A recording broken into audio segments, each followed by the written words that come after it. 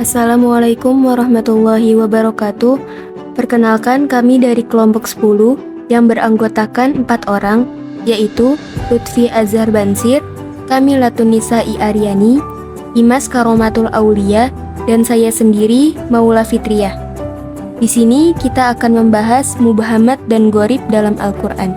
Yuk kita simak penjelasannya. Dalam Al-Quran, terdapat konsep mubhamat yang merujuk pada lafaz-lafaz dengan makna yang tidak jelas, memerlukan dalil tambahan, dan menjadi subjek disiplin ilmu Al-Quran yang bersumber pada penukilan. Kaidah pertama, sesuatu yang mubham yang Allah nyatakan hanya Dia yang mengetahuinya, tidak perlu dicari tahu maknanya yang lain. Kaidah kedua, mubham dalam Al-Quran tidak perlu dipaksa-paksakan untuk mengetahui maknanya. Kaidah ketiga, pengetahuan tentang mubham hanya bergantung pada riwayat, tidak melibatkan rasio. Selanjutnya, definisi kata gharib di dalam Al-Quran. Secara bahasa, ialah berasal dari kata goroba, yang berarti jauh. Secara istilah, dalam Mu'jam Al-Wasit, kata gharib adalah kata yang mengandung arti, mengungkapkan sesuatu yang tidak jelas dan sulit dipahami. Selanjutnya, kita akan membahas macam-macam mubhamat dan gharib di dalam Al-Quran.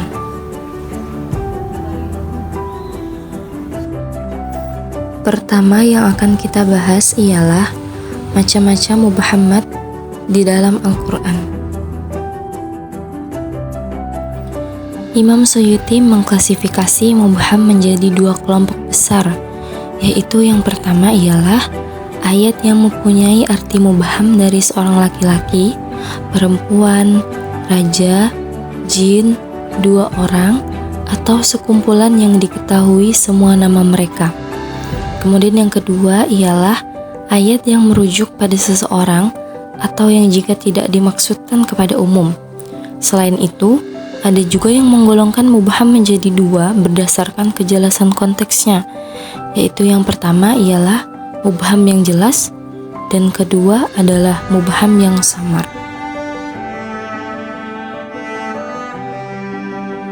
Kemudian macam-macam kata gharib di dalam Al-Quran. Secara umum, ada 2 bentuk keghariban lafadz di dalam Al-Quran, yakni yang pertama, gharib lafadz pada lafadz dan maknanya. Maksudnya, lafadz yang memang jarang atau tidak pernah didengar oleh para sahabat dikarenakan tidak biasa digunakan dalam percakapan orang Arab di masa mereka, sehingga karenanya para sahabat merasa kesulitan dalam memahami makna lafadz yang gharib tersebut. Kemudian yang kedua ialah gharib lafadz pada penempatan artinya di dalam kalimat. Bisa saja lafadznya sering digunakan dalam percakapan sehari-hari, akan tetapi pada konteks kalimat tertentu makna yang dikandung menjadi tidak sesuai apabila diartikan dengan makna yang biasa dipahami, seperti penggunaan lafadz fatir dan iftah pada ayat tertentu di dalam Al-Quran.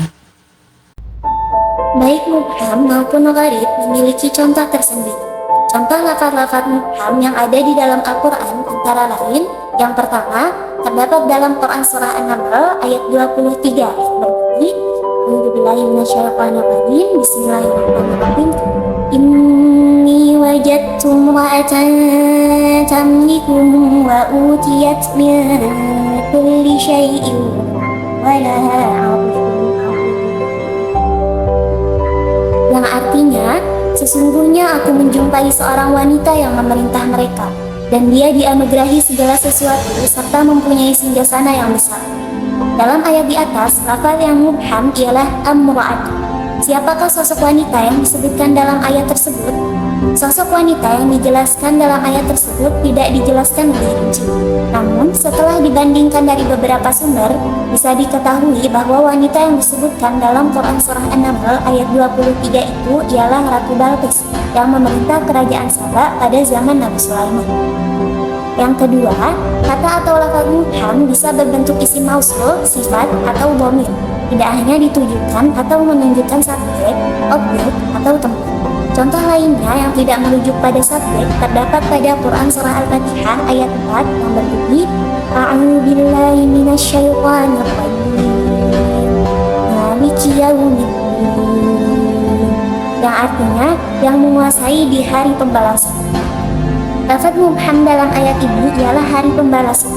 Dijelaskan lebih lanjut dalam Quran Surah Al-Infitar ayat 17 sampai 19 yang berbunyi A'udzu billahi minasyaitonir rajim wa ma adraka ma yaumuddin thumma ma adraka ma yaumuddin yauma la tamliku nafsun li nafsin syai'a wal amru yauma idzin lillah, yang artinya sekali lagi, tahukah kamu apakah hari pembalasan itu? Yaitu hari ketika seseorang tidak berdaya sedikit pun untuk menolong orang lain, dan segala urusan pada hari itu dalam kekuasaan Allah. Terdapat dalam Quran Surah Abasa ayat 31 yang bunyinya wafakihatan wa abba. Dikisahkan dalam sebuah riwayat, salah seorang sahabat Nabi SAW, yaitu Abu Bakar radhiyallahu anhu, ketika ditanya mengenai makna Quran Surah Abasa ayat 31, ia menjawab, langit mana tempat aku berlindung, bumi mana tempat aku berpijak, kalau aku mengucapkan menyangkut kitab Allah sesuatu yang tidak kuketahui. Sama halnya dengan Umar bin Khattab, beliau berkata, semua ini telah kita ketahui, tetapi apakah abdan itu? Para sahabat Nabi termasuk Abu Bakar dan Umar radhiyallahu anhu tidak mengetahui makna lafaz abdan. Kata tersebut ada dalam bahasa Arab, digunakan oleh generasi terdahulu, namun sudah jarang digunakan pada masa itu. Padahal Abu Bakar dan Umar merupakan orang yang ahli dalam sastra Arab. Gharibnya ayat ini terletak pada lafaz yang jarang atau bahkan tidak pernah didengar oleh orang-orang Arab pada masa itu.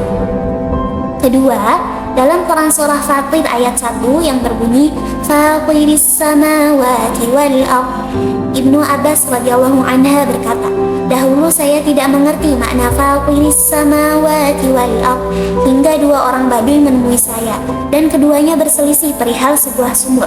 Salah seorang berkata kepada temannya dan menyebut kata Fatir.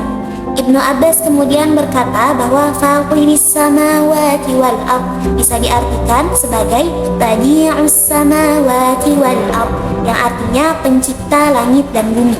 Keghariban ayat ini terletak pada maknanya. Fatara umumnya diartikan dengan makna membelah, namun pada ayat ini mengandung arti menciptakan. Baik teman-teman, telah sampainya di materi kita yang terakhir mengenai contoh-contoh mubham dan gharib dalam Al-Quran yang sudah dijelaskan tadi. Mungkin cukup sekian penjelasan yang kami berikan. Kurang lebihnya mohon dimaafkan. Wassalamualaikum warahmatullahi wabarakatuh.